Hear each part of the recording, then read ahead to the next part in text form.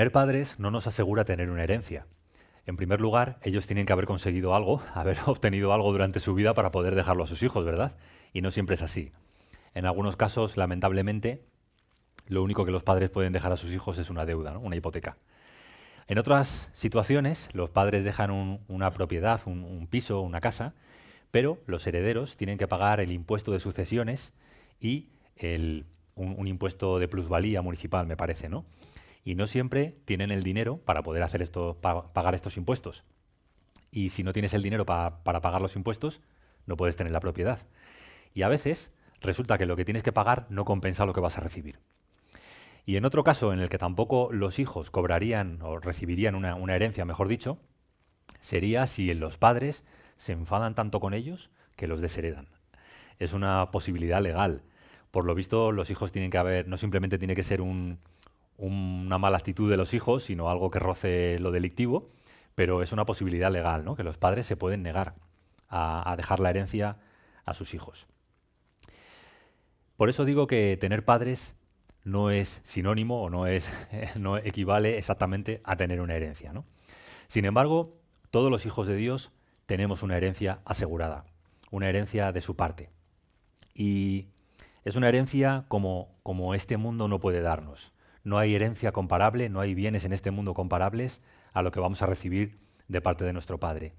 Y para los que no hayáis tenido todavía oportunidad de escuchar el estudio de la semana pasada, hablo a los que nos oyen desde casa, lo van a subir después de este estudio y vais a comprobar cómo en la semana anterior hablamos de riquezas sobreabundantes. Hoy hablamos de herencias, pero que nadie se asuste que no nos hemos ido al otro lado. No estamos promoviendo una prosperidad terrenal ni poniendo los ojos aquí abajo. Lo que estamos es considerando el capítulo 1 de la carta de Pablo a los Efesios, en el que se dice que por causa de Cristo somos herederos de las riquezas de su gracia y somos también herederos de una herencia que vamos a considerar a continuación, en el capítulo 1 de la carta a los Efesios, versículos 11 al 14. Dice así la palabra del Señor. En él, asimismo, tuvimos herencia, habiendo sido predestinados conforme al propósito del que hace todas las cosas, según el designio de su voluntad, a fin de que seamos para alabanza de su gloria, nosotros, los que primeramente esperábamos en Cristo. En él también vosotros, habiendo oído la palabra de verdad, el evangelio de vuestra salvación, y habiendo creído en él, fuisteis sellados con el Espíritu Santo de la promesa, que es las arras de nuestra herencia, hasta la redención de la posesión adquirida para alabanza de su gloria. Ya vimos en el versículo 5 de este mismo capítulo que el Señor nos predestinó para ser adoptados hijos suyos por medio de Jesucristo. Y cuando el Señor nos ha adoptado como hijos, esto incluye una herencia. Es decir, esa adopción no es formal o no es decorativa, es real, es efectiva, ¿no? Y porque somos hijos, somos también herederos, herederos de Dios y coherederos con Cristo, nos dice el apóstol Pablo escribiendo a los romanos.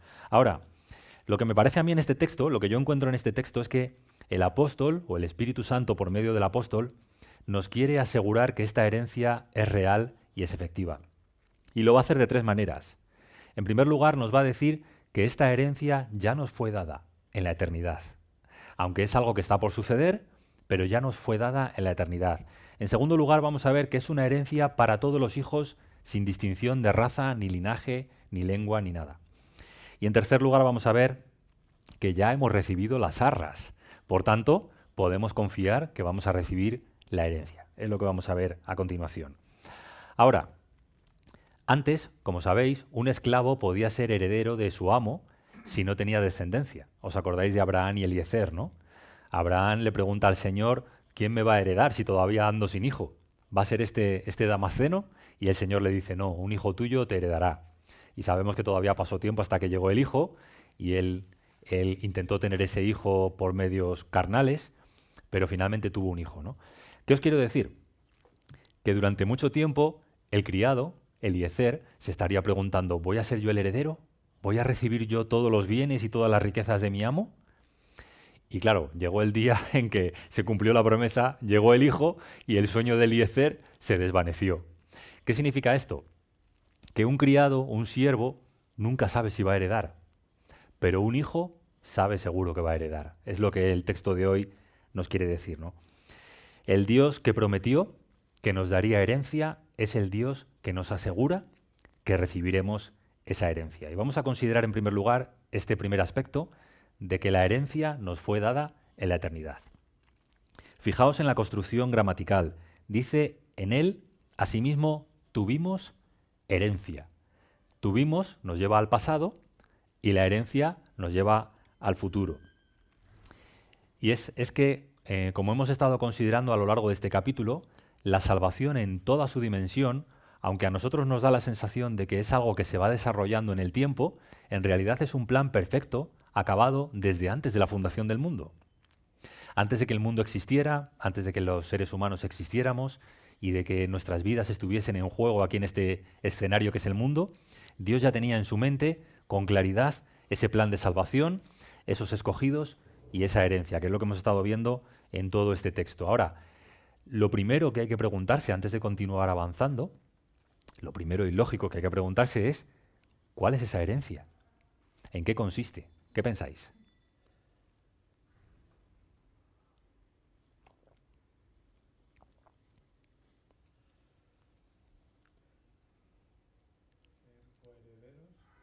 ¿De qué? ¿Coherederos de qué? ¿Del reino? Muy bien. ¿De este mundo? ¿Del mundo celestial? Vale. Si me acompañáis, creo que hoy no se pueden proyectar los textos, pero quien me quiera acompañar al libro de los Salmos, al capítulo 37, tenemos una primera lectura en los versículos 9 al 11, que dice así. Salmos 37, 9 al 11. Dice, porque los malignos serán destruidos, pero los que esperan en el Señor, ellos heredarán la tierra. Pues de aquí a poco no existirá el malo, observará su lugar y no estará allí. Y dice otra vez, pero los mansos heredarán la tierra y se recrearán con abundancia de paz. Cuando piensas en este texto, ¿qué otro texto te viene a la mente? Los mansos heredarán la tierra. Las bienaventuranzas, el Sermón del Monte, Mateo capítulo 5, versículo 5, que bueno, lo voy a buscar, pero sabemos que dice, bienaventurados los mansos, porque ellos recibirán la tierra por heredad. Ahora os pregunto, ¿no recibieron la tierra por heredad Adán y Eva? El Señor crea a Adán, crea a Eva y les dice, aquí tenéis todo. Todo lo sujeto a vosotros.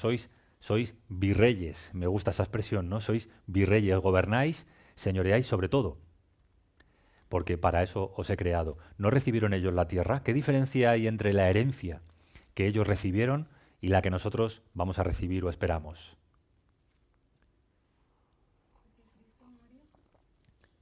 Cristo murió, claro. ¿Y qué diferencia hace eso en cuanto a nuestra herencia?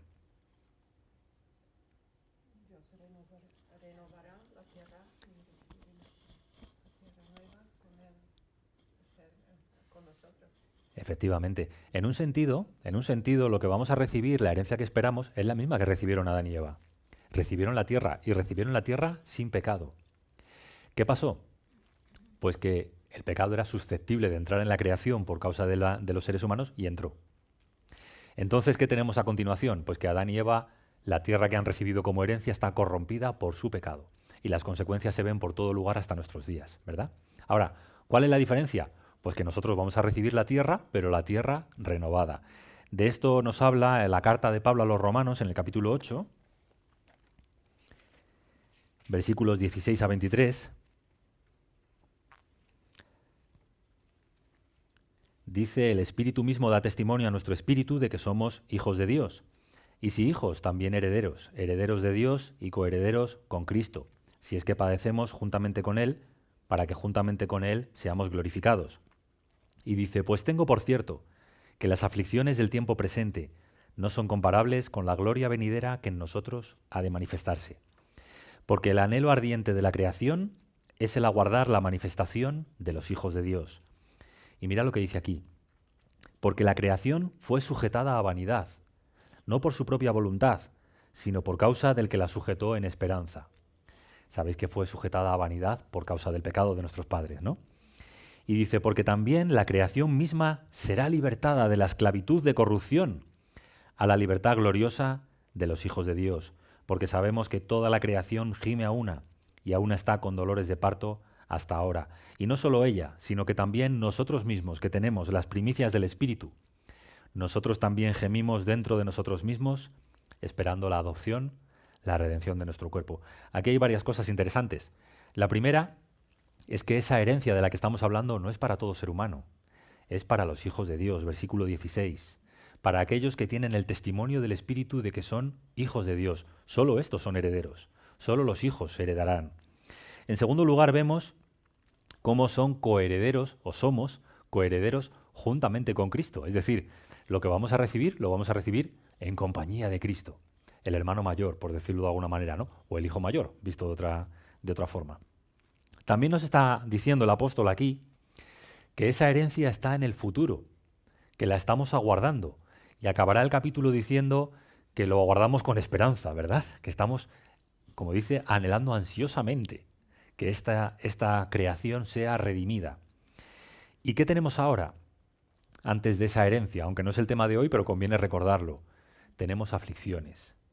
Aflicciones en el tiempo presente. Y esto es importante recordarlo, hermanos, porque algunas personas pretenden que la herencia de Dios se recibe aquí y ahora, e implica una bendición sobre todas las cosas de nuestra vida, y que si eres verdaderamente hijo de Dios, Dios tiene que bendecirte hasta el punto de que aquí y ahora disfrutes y tengas todas sus bendiciones. Pero no es eso lo que dice aquí. Aquí hemos leído, versículo 18, tengo por cierto que las aflicciones del tiempo presente.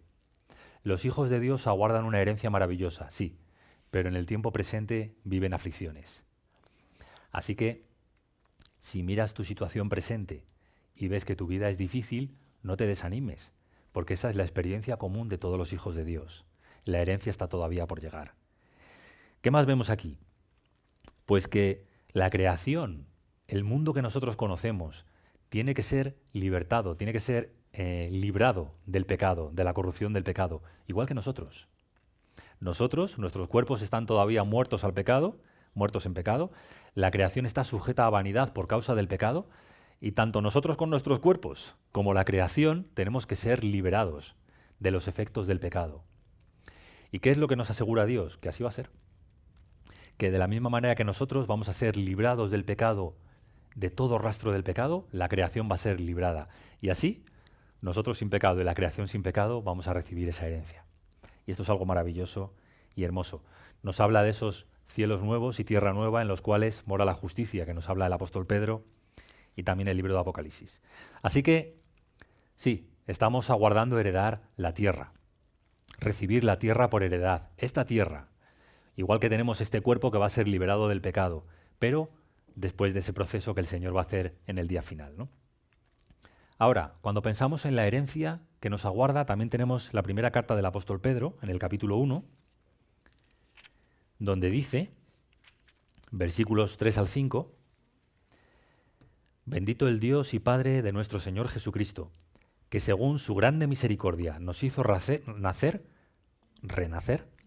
para una esperanza viva por la resurrección de Jesucristo de los muertos. Maravilloso. El Señor nos ha hecho renacer por una esperanza viva por la resurrección de Jesucristo. ¿Para qué? Versículo 4. Para una herencia incorruptible, incontaminada e inmarcesible, que no se puede marchitar, reservada en los cielos para vosotros, que sois guardados por el poder de Dios mediante la fe, y fijaos cuál es esa herencia, para alcanzar la salvación que está preparada para ser manifestada en el tiempo postrero. Y dice después en el versículo 9, después de que habla de que hemos tenido o vamos a tener que ser probados, es decir, que en el presente va a haber aflicciones, lo mismo que dice Pablo, ¿os acordáis? Dice que al final esto es para que obtengamos el fin de nuestra fe, la salvación de nuestras almas. Así que en otro sentido, o considerado desde otra perspectiva, nuestra herencia es la salvación.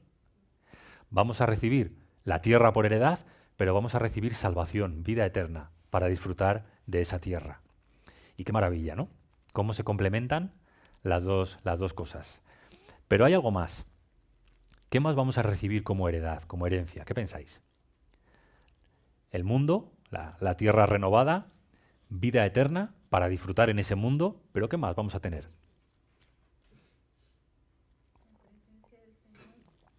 La presencia del Señor. Y yo diría que como cristianos se nos invita a mirar esto como el centro de nuestra herencia y el centro de nuestra esperanza. Acompañadme a Deuteronomio 18, versículos 1 y 2, donde sucede algo interesante. Sabéis que el Señor, por medio de Moisés, promete a cada una de las 12 tribus de Israel una herencia en la tierra de Canaán, ¿os acordáis? Y a unos les dará una parte, a otros otra, cada tribu recibe su promesa de recibir una parte de la tierra. Pero mirad lo que se le dice a Leví, a la tribu de Leví. 18, versículo 1. Los sacerdotes levitas, es decir, toda la tribu de Leví, no tendrá parte ni heredad en Israel. Anda, ¿y esto? De las ofrendas quemadas al Señor y de la heredad de Él comerán. No tendrán, pues, heredad entre sus hermanos. El Señor es su heredad, como les ha dicho. Bueno, tú me puedes decir, pero yo no soy levita. O que yo sepa, alguna vez me pongo levita, pero no soy levita. Bueno, sabemos que aquí hay un anuncio o hay un tipo de cuál es la herencia de aquellos que serán sacerdotes y reyes delante del Señor, ¿verdad? Todos nosotros seremos reyes y sacerdotes. ¿Y qué se nos dice acerca de nuestra herencia? Que el Señor es nuestra herencia, más allá de una porción de tierra, más allá de lo que podamos recibir en un mundo renovado. El mismo Señor es nuestra herencia. Un poquito más adelante, en el Salmo 73, habla un levita, Asaf. Y la historia de este hombre es realmente interesante. Este texto lo cito mucho, este salmo, porque me apasiona, me gusta especialmente. Y este es un levita que en un momento dado vio cómo vivían los impíos a su alrededor y cómo lograban con creces los antojos de su corazón, y este hombre sintió envidia. Y dijo, vaya, ¿de qué sirve temer a Dios si los que no temen a Dios reciben una herencia mucho mejor? Tienen en este mundo todo lo que quieren. Consiguen sus deseos y encima no sufren dolores, mueren con vigor. ¿De qué sirve ser temeroso de Dios? ¿De qué sirve ser levita?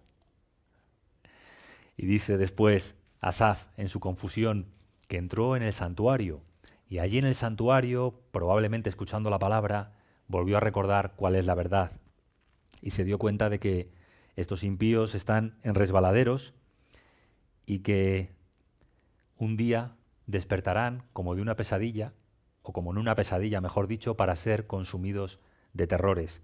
Y dice, en cuanto a mí, ¿a quién tengo en los cielos sino a ti? Versículo 25. Y fuera de ti, nada deseo en la tierra, dice Asaf. Mi carne y mi corazón desfallecen, mas la roca de mi corazón y mi porción o mi herencia es Dios para siempre. Esto es especialmente hermoso, hermanos, porque a todos nos pasa en un momento dado que observando a nuestro alrededor nos parece que los impíos reciben más que nosotros. Y podemos sentir la misma envidia que sintió Asaf y la misma tentación a deslizarnos de los caminos del Señor y a vivir de otra manera. Pero por medio del salmista se nos recuerda que nuestra herencia es futura, como vengo repitiendo una y otra vez, pero es incomparable. Nuestra herencia es el Señor. Y si podemos entender a la luz de la palabra de Dios lo que esto significa, significa que lo tenemos todo, que con Él lo tenemos todo y que no hay nada que este mundo nos pueda ofrecer mejor que Dios mismo. Y finalmente, para terminar este tema de la herencia, de qué es y de cómo está asegurada desde la eternidad, vamos al final de la Biblia, porque claro, si vamos a recibir una herencia, ¿dónde lo sabemos? ¿Dónde lo podemos comprobar? Al final de la Biblia, ¿no? Entonces vamos a Apocalipsis, capítulo 21, versículos 1 al 3, y allí leemos las palabras de Juan, que dicen, vi un cielo nuevo y una tierra nueva, porque el primer cielo y la primera tierra pasaron, y el mar ya no existía más. Recordad, vamos a recibir la tierra por heredad, pero no la tierra y el cielo que ahora conocemos, sino un cielo nuevo y una tierra nueva, renovados. Y yo, Juan, vi la santa ciudad, la nueva Jerusalén, descender del cielo, de Dios, dispuesta como una esposa ataviada para su marido. La Jerusalén de arriba se une con la Jerusalén de abajo. Y dice, y oí una gran voz del cielo que decía, he aquí el tabernáculo de Dios con los hombres. Y Él morará con ellos, y ellos serán su pueblo, y Dios mismo estará con ellos como su Dios. ¿Cuál es nuestra herencia? Cielos nuevos, tierra nueva, vida eterna, pero el Señor en medio de nosotros y nosotros como su pueblo para siempre. ¿Por qué esto es importante, hermanos? Porque para muchas religiones, y más allá de las religiones, para el hombre, para el ser humano en su humanismo y en su concepción, esta tierra es el deseo, es su deseo, recibir esta tierra por heredad, pero sin Dios. Algo así como los testigos de Jehová, ¿no? Dios nos deja la tierra, pero Él se queda en el cielo, atendiendo a sus asuntos, y aquí hacemos nosotros lo que nos parezca, ¿no? Pero no es esa la perspectiva cristiana. La perspectiva cristiana es que nuestra herencia tiene valor porque Dios es nuestra herencia. ¿De qué nos serviría recibir un mundo maravilloso como este, libre de pecado, si Dios no está con nosotros? Si Dios, el Rey sabio y justo, no nos gobierna y nos apacienta con su justicia. De nada. No nos serviría de nada. No es la herencia esa que nosotros queremos. Y rechazamos así las palabras que escuchamos en los evangelios, ¿no? Que dicen, este es el heredero, venid, matémosle y la heredad será nuestra. No, aquellos que han sido hechos hijos de Dios por medio de Jesucristo, decimos, este es el heredero, venid, doblemos nuestra rodilla ante el Rey y entonces nuestra heredad merecerá la pena. Vale, como decía, el Señor, por medio de Pablo, nos quiere asegurar esa herencia. Y lo primero que nos ha dicho es que esa herencia es firme y es segura desde la eternidad. ¿Qué más nos dice? Nos dice que es para todos los hijos de Dios, no solo para algunos. Y os pido que notéis el detalle. En el capítulo 1, versículo 12, dice, a fin de que seamos para alabanza de su gloria, y dice, nosotros, los que primeramente esperábamos en Cristo. Y después, en el versículo 13, dice, en él también vosotros. ¿Veis la diferencia? Nosotros, vosotros. ¿Cómo explicaríais esa diferencia? ¿Qué quiere decir el apóstol Pablo con esto?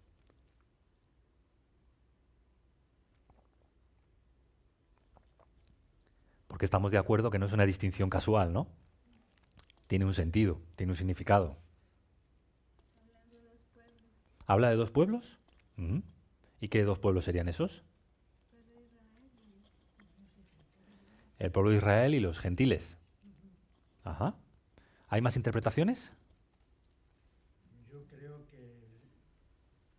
dice alabanza de su gloria según las cosas del designio de su voluntad. Y añade una explicación de cómo hemos llegado a eso. Y según la palabra dice que sean los primeros los que esperábamos en Cristo.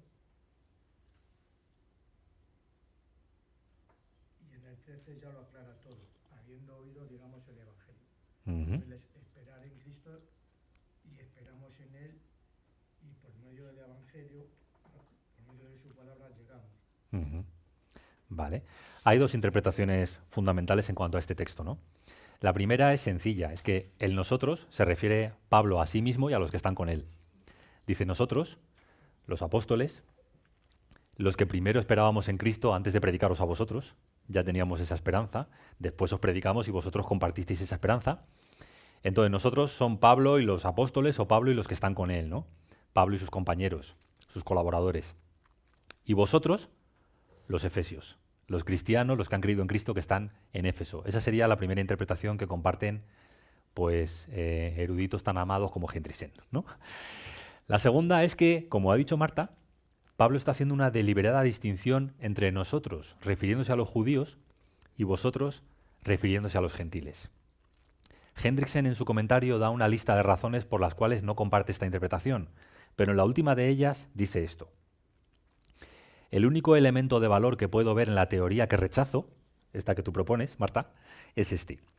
Que cuando Pablo se ha estado refiriendo constantemente a sí mismo y a los lectores como un solo grupo, nosotros, hasta este versículo ha sido así, ahora introduce la segunda persona del plural, vosotros, queriendo decir, no obstante, que vosotros, al igual que todos los demás creyentes, y así está preparando gradualmente a los lectores para una nítida distinción entre cristianos gentiles y cristianos judíos que hará en el capítulo 2, versículo 11.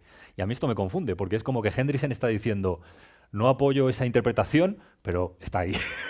no sé si estoy equivocado, pero yo estoy de acuerdo en que creo que Pablo está deliberadamente mostrando que tanto judíos como gentiles tenemos una misma esperanza de recibir una misma herencia. Y esto es algo muy importante, hermanos. Esto es algo muy importante. ¿Por qué? Porque Pablo va a seguir hablando de ello. Y va a seguir mostrando que la Iglesia de Cristo, la Iglesia universal, está compuesta por judíos y por gentiles de todas las naciones, de toda tribu, de toda lengua, sin distinción. Y que ser judío o ser gentil no te quita ni te pone nada en cuanto a las promesas de Dios y a la herencia que vas a recibir. Como digo, esto lo veremos con más detalle cuando lleguemos al capítulo 2 y veamos cómo Dios de ambos pueblos hizo uno, derribando la pared intermedia de separación. Y para mí este es un tema importante porque veo una obsesión en el mundo cristiano con el pueblo judío. Es como si ser judío te hiciese o supusiese ser doblemente heredero. No, eres judío, entonces eres un ciudadano especial del reino de Dios, ¿no? Pero no es eso lo que yo estoy viendo aquí. Lo que estoy viendo es que Pablo está diciendo que tanto nosotros, los judíos, como vosotros, los gentiles, esperamos la misma herencia. Esperamos la misma promesa. No hay ciudadanos de primera clase y ciudadanos de segunda. Me produce profunda tristeza ver cómo cristianos evangélicos adoptan maneras de vivir judías, vestimenta judía, costumbres judías. Algunos incluso lamentablemente se deslizan del evangelio a un evangelio de obras porque piensan que uniéndose o vinculándose al pueblo judío tienen más posibilidades de recibir la herencia.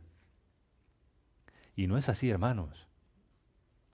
La herencia de Dios es para sus escogidos, para aquellos que fueron escogidos en la eternidad, antes de que hubiese naciones, antes de que hubiese un pueblo judío a través del cual Dios iba a revelarse, antes de los tiempos.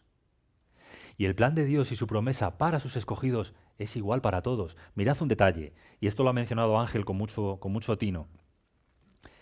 Dice que, a ver, ¿dónde lo he apuntado? A ver si lo encuentro. El 11 dice que fuimos predestinados, el 12 es el 12, dice, a fin de que seamos para alabanza de su gloria.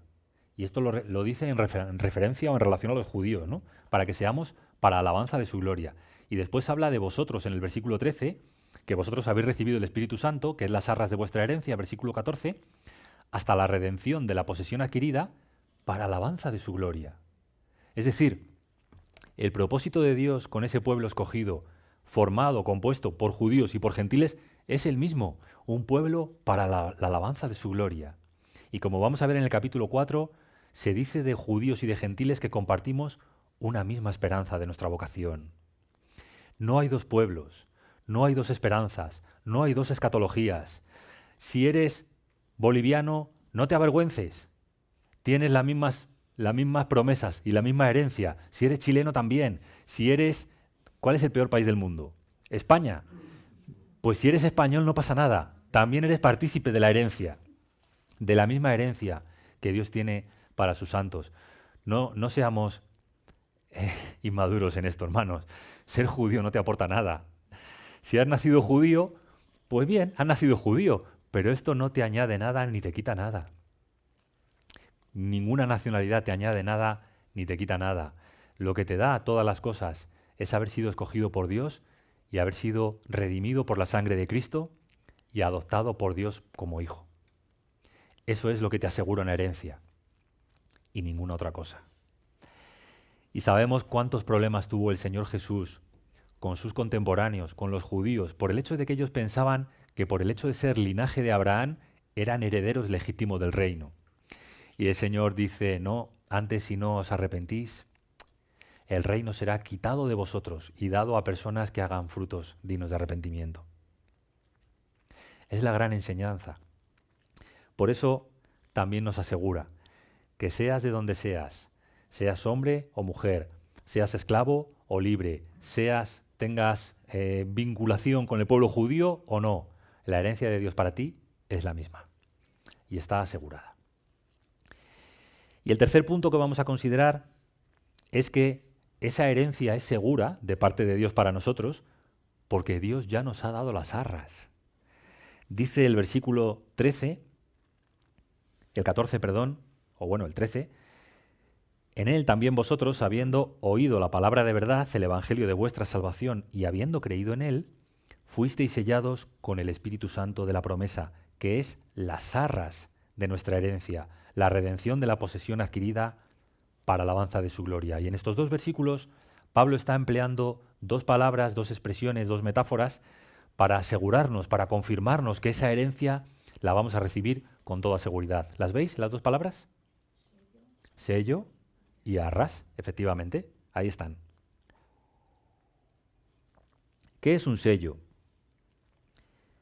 Bueno, pues el sello es el Espíritu, como ya vemos en el texto, el Espíritu Santo que Dios ha hecho morar en los creyentes, el Espíritu Santo de la promesa, que fue anunciado por los profetas y al que también se refirió Jesucristo antes de ir al Padre, ¿no? Os conviene que yo me vaya, porque si me fuere, os enviaré al Consolador, y Él estará con vosotros para siempre, y morará en vosotros. Ahora, ¿de qué nos habla un sello? Pues he encontrado por ahí en comentarios tres funciones del sello. La primera es una función, podemos decir, de autenticación. Un sello acompañaba a un documento para certificar o autenticar que ese documento era de quien decía ser. Está este edicto, está esta carta con el sello de tal persona, luego es suyo. Porque ¿qué otra persona puede haber escrito el documento? Cualquiera. Pero ¿quién puede poner el sello? Solo el propietario. Por tanto, en primer lugar, el sello contiene este elemento de autenticación. En segundo lugar, vemos...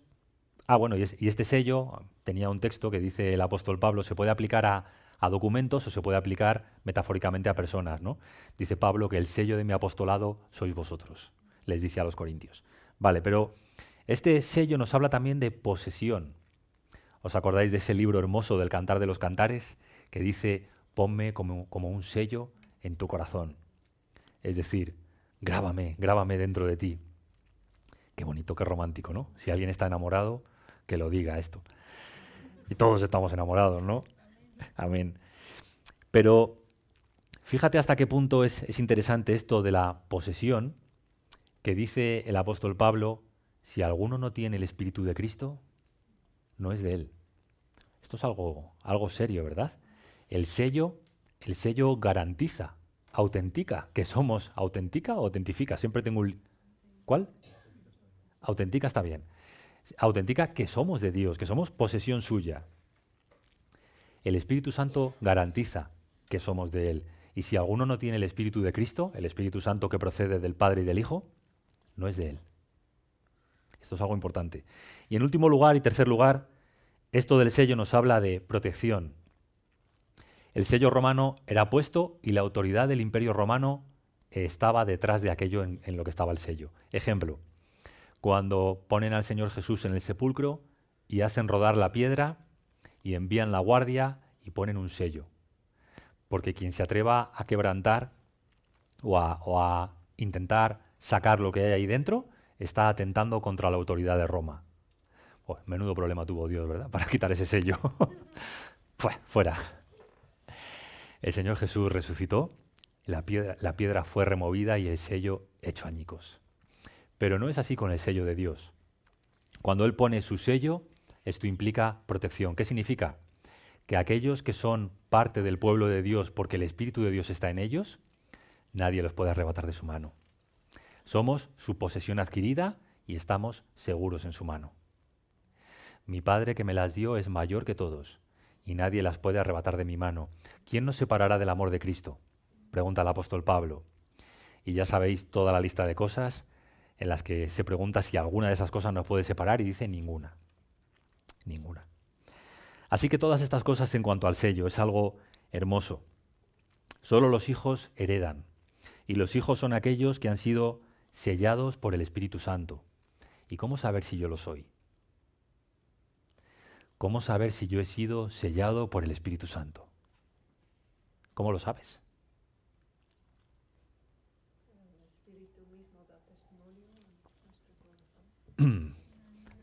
Ese yo creo que es el argumento principal. Pero antes de entrar a considerar que el Espíritu da testimonio a nuestro espíritu, que es lo que ha respondido Ana, vamos a ver un par de maneras erróneas, a mi modo de ver, de valorar si tenemos el sello del Espíritu. La primera, la leo literalmente. Algunos cristianos proponen tortuosos métodos de autoexamen basados en la eficacia de nuestra lucha contra el pecado. Y se basan en Romanos 8. Y vienen a decir algo así. Si tienes un elevado porcentaje de éxito en la lucha, vives en el Espíritu y puedes estar seguro de que eres cristiano, de que el Espíritu Santo está en ti. Si el porcentaje está igualado, es decir, luchas pero vences lo mismo que pierdes, entonces cuidado, debes tomarte la vida cristiana más en serio para verdaderamente tener descanso en quién eres, ¿no? Y confianza en quién eres. Y si el pecado tiene demasiado poder en tu vida, no te engañes, sigues en la carne. Ahora, el problema de este criterio es que acabamos haciendo que la base de nuestra confianza descanse en nuestras propias obras por santificarnos y no en Dios. Y es algo tremendamente subjetivo porque, hermanos, cada uno tenemos una sensibilidad y una percepción de la realidad del pecado en nuestra vida. Y he ido comprobando a lo largo de los años cómo las personas que más en serio luchan contra el pecado y que más desean y anhelan vivir para Dios son precisamente quienes más conciencia de pecado tienen. Y los más descuidados y laxos entre los cristianos muchas veces son quienes más seguridad tienen de que son hijos de Dios. Por tanto, esta manera de autoevaluarte o de autoexaminar quién eres a la luz de los resultados de tu vida de santidad son peligrosos.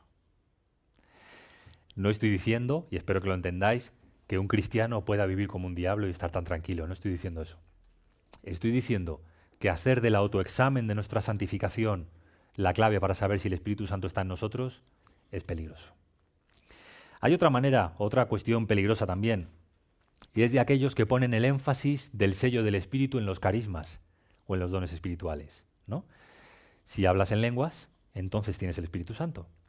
Si profetizas o tienes cualquier otro don sobrenatural, como el de sanidad, entonces tienes al Espíritu Santo.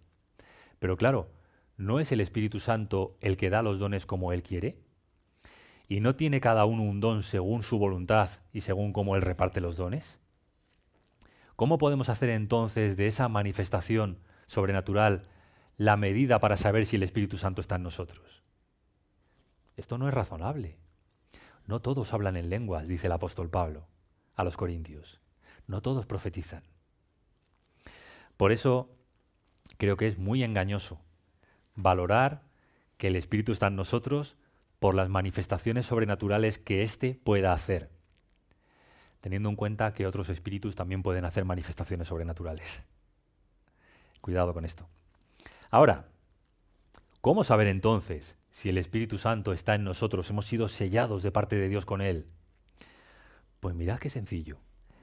Dice, en Él también vosotros, habiendo oído la palabra de verdad, el evangelio de vuestra salvación, y habiendo creído en Él. ¿Has oído el evangelio? ¿Has creído en Él? Has sido sellado con el Espíritu Santo. Esto es lo que la palabra de Dios dice. Claro, ese creer es mucho más que un convencimiento intelectual. Ese creer es lo que nos estaba diciendo nuestra hermana Ana.